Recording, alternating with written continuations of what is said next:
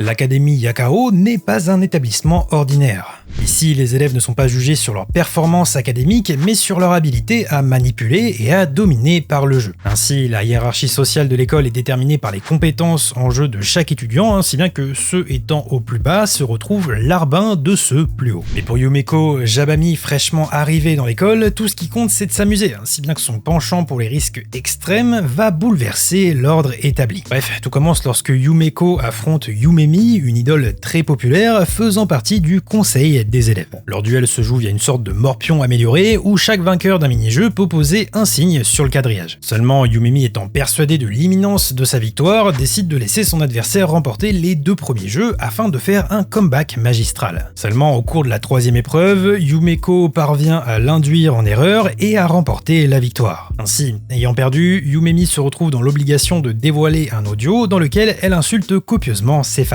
Bon, finalement, ces derniers la pardonnent, mais c'est pas ça le plus important. Suite à ça, on découvre alors que Kaede, un autre membre du conseil des élèves, avait tout manigancé depuis le début dans l'objectif d'obtenir plus de pouvoir au sein de l'école. En apprenant ça, Yumeko décide de le provoquer en duel afin de lui faire regretter ses actes. Ainsi, tous deux commencent leur affrontement dans un poker alternatif. Ici, les règles spéciales exigent que les joueurs ne puissent ni se coucher ni suivre simplement, et que surtout, le dernier à relancer peut décider si une main forte ou faible gagne. C'est pourquoi Kaede est convaincu que la victoire lui est assurée. Armé de ressources financières nettement supérieures à celles de Yumeko, il s'appuie également sur son intelligence pour anticiper chacun de ses mouvements. Il faut admettre que l'évolution du jeu semble lui donner raison. Rapidement, Yumeko épuise tous ses fonds et Kaede savoure sa victoire, persuadé d'être le plus intelligent de son école. Cependant, la folie de Yumeko parvient finalement à surprendre Kaede. Alors qu'il croyait la partie terminée, Yumeko persuade Itsuki de la financer. S'ensuit alors une féroce bataille d'enchères et d'ego entre Kaede et la jeune fille qui atteint un niveau d'intensité extrême lorsque Yumeko et Itsuki décident de miser leur propre vie. Mais pour rappel, dans ce jeu, celui qui mise le plus peut choisir si une main forte ou une main faible l'emporte. Ainsi,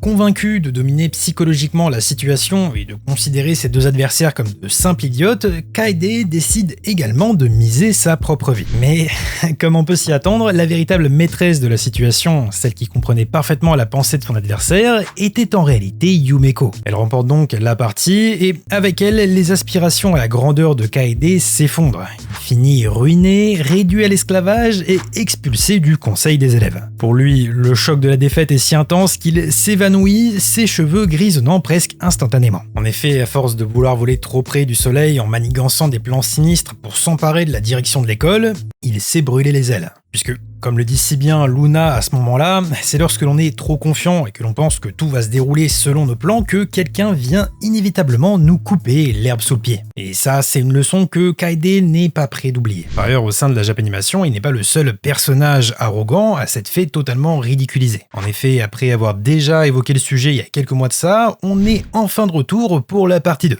Alors, accrochez-vous bien. Mais avant de passer à la suite, est-ce que vous connaissez Wuthering Waves ? Ce dernier est un RPG en monde ouvert, cross-platform et gratuit qui vous offre des combats rapides et fluides avec un haut degré de liberté, ainsi que des contenus narratifs profonds et diversifiés. Vous jouerez le rôle de Rover qui, après s'être réveillé d'un profond sommeil, part pour explorer ce nouveau monde. Ainsi, au cours de votre périple, vous affronterez des boss dangereux et devrez résoudre des énigmes complexes. En plus de vous offrir des dizaines, si ce n'est des centaines d'heures de jeu, Wuthering Waves compte bien s'inscrire dans la durée. Pour preuve, avec sa dernière mise à jour, la 1.1, vous pouvez faire la connaissance d'un nouveau personnage, Changli, une résonateur 5 étoiles. Comme mentor, elle est douce, patiente et douée pour la guidance, et en tant que guerrière, elle a le pouvoir de contrôler le feu et est disposée à braver tous les dangers pour réaliser ses objectifs. Par ailleurs, Changli a également une histoire fascinante intitulée Flamme immortelle. Dans cette histoire, vous accompagnerez cette beauté envoûtante, découvrant son passé mystérieux tout en déjouant ensemble les complots des ennemis. Au passage, la nouvelle mise à jour amène également d'autres contenus comme de nouvelles armes et histoires, de nouveaux échos et éléments divers, mais surtout une nouvelle zone, le Mont Firmament. Dedans, vous retrouverez de nouvelles quêtes, de nouveaux coffres et plein d'autres surprises. Ainsi, vous l'avez compris, Wuthering Waves n'en est qu'à ses débuts, mais possède déjà énormément de contenu, donc c'est le moment parfait pour s'y mettre, et pour ça, suffit de cliquer sur le lien en description. Actuellement, le jeu est disponible sur PC et mobile et devrait bientôt débarquer sur console. Luffy versus Charlos. Dans One Piece, l'arc de Sabaody représente un tournant événement majeur dans l'histoire. Alors que l'équipage des Mugiwara se prépare à entrer dans le Nouveau Monde, une série d'événements les force à se disperser et à disparaître pendant 2 ans. Au cœur de ces événements se trouvent les Dragons Célestes, une caste privilégiée vivant au-dessus des lois ordinaires. Ces personnages arrogants et déconnectés exploitent leur statut pour dominer impunément, incarnant ainsi la corruption et l'injustice au sein du gouvernement mondial. De plus, toute tentative de s'opposer à eux lorsqu'ils commettent des atrocités est vaine. Les contrevenants sont immédiatement exécutés, puisque les Dragons Célestes ont le pouvoir de mobiliser à volonté des amiraux et des flottes de guerre pour les protéger. Ainsi, en toute logique, personne n'ose les défier.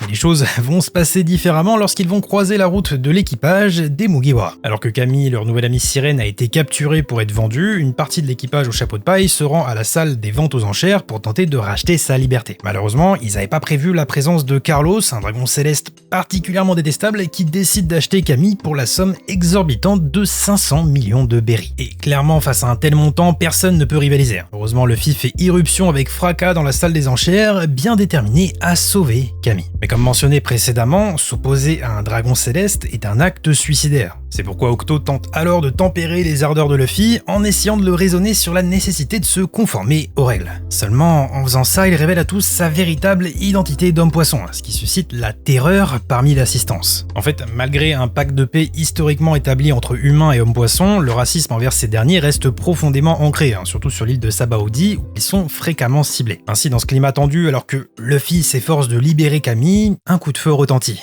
Carlos vient de tirer froidement sur Octo. Alors que la stupeur envahit la salle, Carlos, indifférent, célèbre sa prise, se réjouissant d'avoir ajouté un homme-poisson à sa collection sans dépenser le moindre berry. Mais lorsque Luffy découvre ce qui vient de se passer, sa colère atteint des sommets inégalés. Malgré les supplications d'Octo lui demandant de ne pas intervenir, Luffy, déterminé, s'avance lentement mais sûrement vers le dragon céleste. Dans un moment de climax intense et mémorable, il décoche un coup puissant à Carlos, donnant une leçon cinglante à ce dernier. Carlos, qui a grandi dans un environnement où tout lui était dû sans jamais de conséquences, apprend brutalement que les caprices des enfants gâtés finissent toujours par se retourner contre eux. Par ailleurs, le reste de la famille n'est pas épargné non plus. Son père finit écrasé par le cul d'Usopp, tandis que sa sœur tombe dans les pommes grâce au haki de Riley. Bref, une scène grandiose qui a régalé tous les spectateurs de One Piece et qui surtout a été le déclencheur d'énormément d'événements. Saitama versus le roi des profondeurs. La saison 1 de One Punch Man est un condensé de moments forts et surtout de scènes où des personnages arrogants se font littéralement détruire. Après tout, au vu de l'apparence de notre bon vieux Saitama, pas étonnant que ses adversaires ne le prennent jamais au sérieux. Cependant, parmi tous les méchants qu'il a explosé au cours de cette première saison, j'étais obligé de m'attarder sur le roi des profondeurs. Pour remettre dans le contexte, un beau jour, des créatures des profondeurs débarquent sur Terre pour exterminer l'humanité. Stinger, un héros de classe A, parvient alors à tous les tuer, mais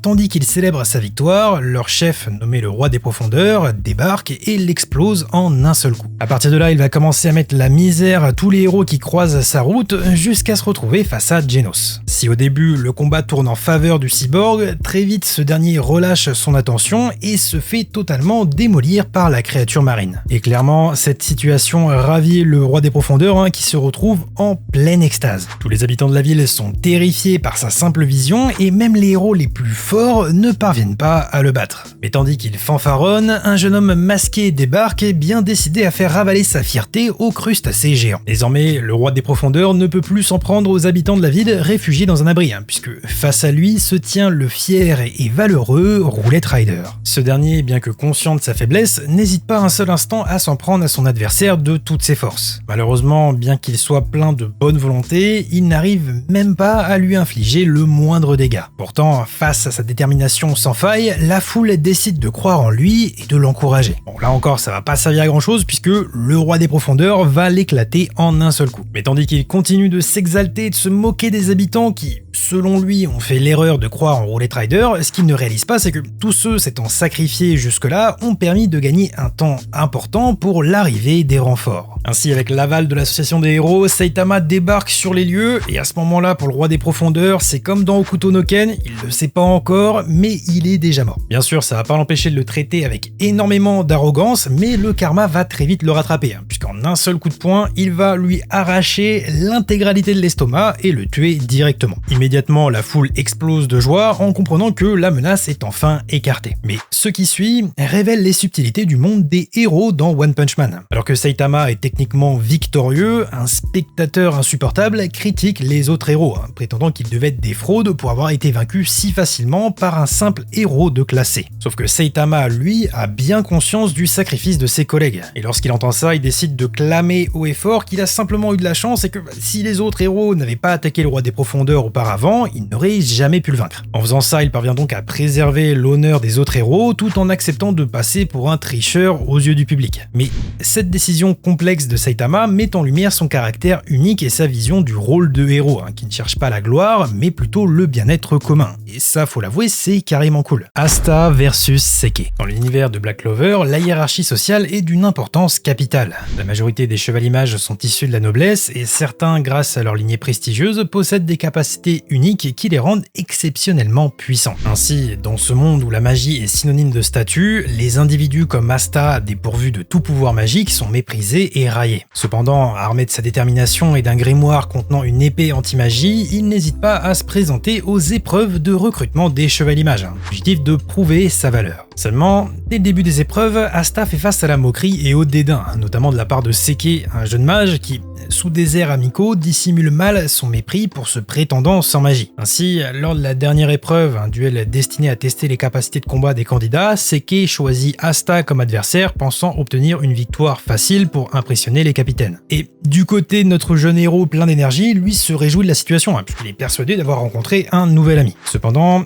cette illusion se dissipe rapidement lorsque Seke révèle sa véritable nature. Avec mépris, il se moque d'Asta, lui disant qu'il est pitoyable et lui annonçant qu'il le renverra bientôt dans son village de Bouzeux, pendant que lui-même jouira d'une vie confortable au sein d'une prestigieuse compagnie de chevaliers mages. Bon, le bonhomme est bien désagréable et tandis qu'Asta reste sans mots, Seke lui décide d'activer son sort le plus puissant, le Seke Magnum Cannonball, une sorte de bouclier très moche avec lequel il est persuadé d'arracher la victoire. Cependant, à la surprise générale, Asta, loin de se laisser intimider, bondit sur son adversaire grâce à sa vitesse surhumaine. En un instant, avec un coup précis et puissant, il brise le bouclier de Seke et lui explose la tête, le mettant KO immédiatement. Pour le jeune noble, l'humiliation est totale, mais pour Asta, ce n'est pas qu'une simple victoire, c'est un message fort envoyé à toute la société de Black Clover. Il montre ici que ce ne sont pas les origines modestes qui empêchent l'ascension vers la grandeur, et surtout c'est un rappel que la vraie puissance réside dans la capacité à surmonter ses limitations et à dépasser les attentes. Malheureusement, pour Seke,